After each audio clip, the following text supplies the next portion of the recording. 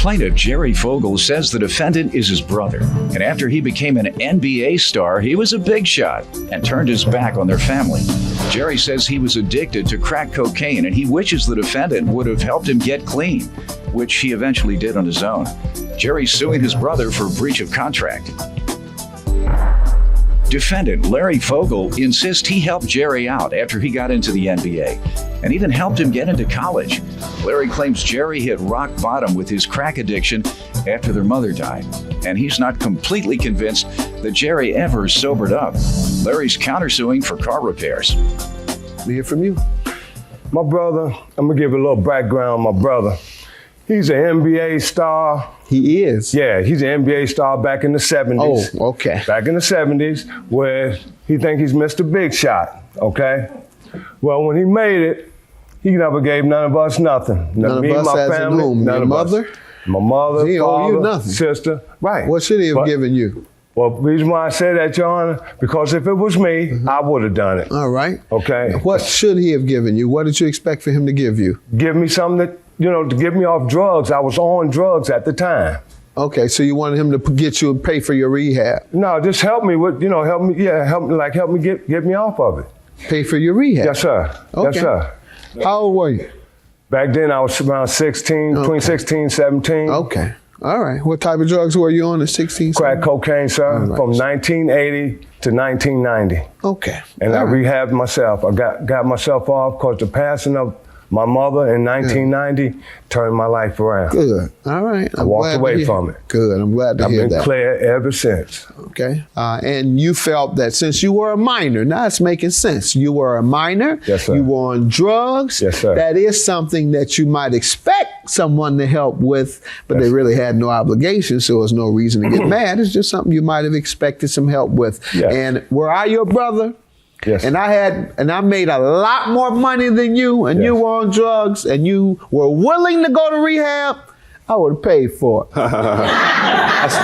He wasn't willing to go to rehab, right? Not at all. I'm glad that you were able to get off. And yes, sir. Sometimes it takes a tragedy in one's life for them to change. Folks who know about my story know that I changed my life primarily because of the loss of my mother. Yes. And because I knew that that's what she would have wanted. And same way with you. Fortunately, my mother saw me turn around and get in college. So mother see you get off crack? Close though. All right. No, sir. She knows. Her spirit is still around, in my opinion. Yes. That's what I believe. You tell me the background on your relationship with your brother and what's going on. I'm originally from New York City. I went to school in Detroit. I have family there. Where did you go to school in Detroit? I went to Cooley High School. Okay. You played basketball there? I played basketball there. You get kicked out right now today. No, I didn't get kicked out of Cooley. Yeah. I got kicked out of the entire Detroit school system, so they only let me go to one. Couldn't go from high school to high school in Detroit. They said, you got one shot here, that was over, then I had to go to another school district. They kicked me out, then I had to go to a third school district. That third school district kicked me out, and they said, that's all, we heard about you. Go ahead, sir. So you went to Cooley? I went to Cooley High School, and I scored 73 points in 3/4 of a high school game, and it's still a record right now today. And then I went on to do some work with kids in Detroit, just free camps and just talk with them. Good. Then I got multiple scholarships to go to college. And then I chose Canisius College to go to. I went up there, I led the nation in college basketball and scoring. Good. After that, I got drafted by the Chicago Bulls, which the New York Knicks brought my rights from them. After that, I went on to do well for myself. After I did well for myself, Jerry said that, said he wanted to go to college. So I said, okay, I hope you, Jerry, go to school.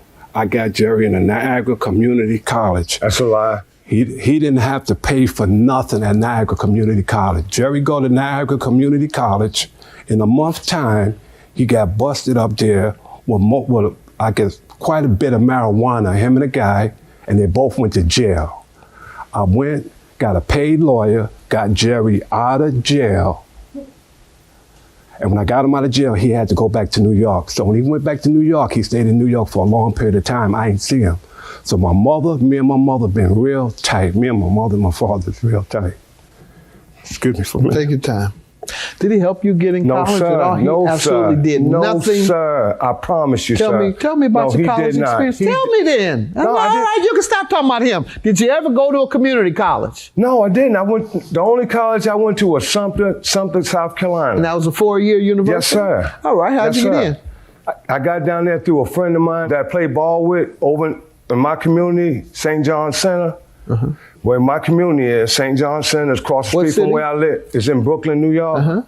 We live in the Albany Projects. The All center was right, across good the enough. street. Tell me about getting in. Okay, that's how I got in through How? a friend. Because you had a friend that played ball? No, yeah, he played ball, but he didn't play ball for the college, Your Honor. You paid for it. I got it. Go ahead. All this Oh, double man. talk. He didn't pay for it, man. Well, you helped him, man. Go ahead. And that's the one thing I will do. I help finance my nieces and nephews' college. I will pay for that, and I do for So my several mother of them. called But me go on the ahead. phone. She said, I believe Jerry's on drugs. So I said, Ma, I hope he's really not on drugs.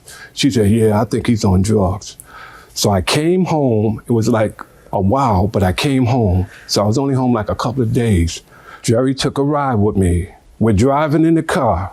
I'm looking over this way, right? Cars out here around me. I look back this way. I see Jerry's stem go up, crack in it. Psst. Beat me up, Scotty. He's hitting it. He's hitting the pipe, right? So at that time, I'm saying, Jerry, what is you doing, right? He couldn't talk. He couldn't talk no more, like he lost his voice. He just kept staring at the pipe, right? So next time I seen Jerry again, it was during the period of when my mother passed. When my mother passed, at that point, Jerry hit rock bottom with the crack. Okay, he had nowhere to live. He was sleeping at the train station, bus station, any place that he could sleep. He even tried to stay with my father. My father called me on the phone and said, I gotta put him out. He's too disrespectful to me. He talked to me any kind of way he wanted to talk to me. And my father said, I told Jerry he gotta leave. Okay, and Jerry told me, well, put me out. Jerry told me to put me out of my own house. My own son told me, and my father is like 78 years old. So I was like, wow, Dad, just take it easy, everything will be all right. So somehow or another, when he went out, I guess my father said I locked the doors, I wouldn't let him back in. Okay? Jerry got 3 kids by different females. Never paid a dime child support in his life for any of his kids. How long after your mother's passing did he kick the habit? I'm not sure he kicked it. All right. Is he still engaged in the same type of activity that you knew of in the past? I haven't been around him, but just from... Good enough. So we're going to take his word for it then. Once again, the breach of contract is what you're suing for, $1,500. Yes, you want sir. to talk about that? Yeah, no. Yes, sir. Go ahead. On the month of May, it was the end of May, me and my brother was talking on the phone. We were just talking in general. Then he says, hey, I still got the 79 Mercedes. He said, and we started talking some more. He said, do you want it? He said, you can have it if you want. He said, because being that you stopped your drug habit and, you got straightened out, he said, you can have the car if you want it. He said, but I got to hurry up and get it out of my driveway because it's been sitting back here so long. So he said, if you pay for the maintenance, he said, you can have the car. So I said, well, okay then, I'll send you the money for the maintenance. So I sent him on June the 10th of 2010, I sent him $2,500, okay? So he got it June the 10th, the same day. He called me, he said, hey, I got the money. I said, okay then, and. Did you ever get the car? No, Judge sir, Mathis. I don't have nothing. Still haven't gotten it. He got the car and the money. Judge Hear from you, Mathis, sir. That's not the case, okay? I had the car in the back of my yard, and after losing your mother, drunk driving guy killed your son, you lost your father, you lost your oldest brother, and you lost your other oldest brother. I tried to get a bond with Jerry. I was giving him the vehicle. I said, Jerry, you can have the car. Only thing you gotta do is just pay for the maintenance or whatever gotta get done in the car. So Jerry said, okay, no problem. Put the car in the shop, get everything fixed on it, and if you need any more money, let me know. What had happened was the repair had came to $2,356. So why didn't you turn the car over to him? Jerry said to me, I don't want the car. Keep the car, give me my money back. Just like that. I don't want the car. Did you give Keep him the his car. money back? No, I couldn't. Okay, so you want to stick with the agreement. Okay. Shouldn't you want all $2,500 back? Yes, sir. So why are Absolutely. you only asking for $1,500? Well, because being honest, on the real side, Your Honor, he sent me back 1,000 with this note right here. Okay, he sent me 1,000 back with that note. He owed me 15. Your counterclaim, sir, is $2,838. How does he owe you? Because he asked me to do the work, had the guy, had me to take the car to my backyard, had me to take it to the mechanics, and have the mechanic to do the work, and he said to get the car totally fixed, and that if you need any more money, let him know. Why'd you send the 1,000 back? Because I did that for peace. That's what my mother would want me Peace to of do. what? Just peace. I just wanted to send Regarding it back, what? to keep the peace within the family. All right, so when you sent him the 1,000 back, you canceled the contract. The contract was he would give you $2,500 to have the car repaired. You sent him 1,000 back, canceling the contract. If you send it back, you canceled the contract. So since you canceled the contract, everybody goes into the same position they were as if the contract never occurred. If the contract never occurred, he would have had $2,500 in his pocket and you would have had your car.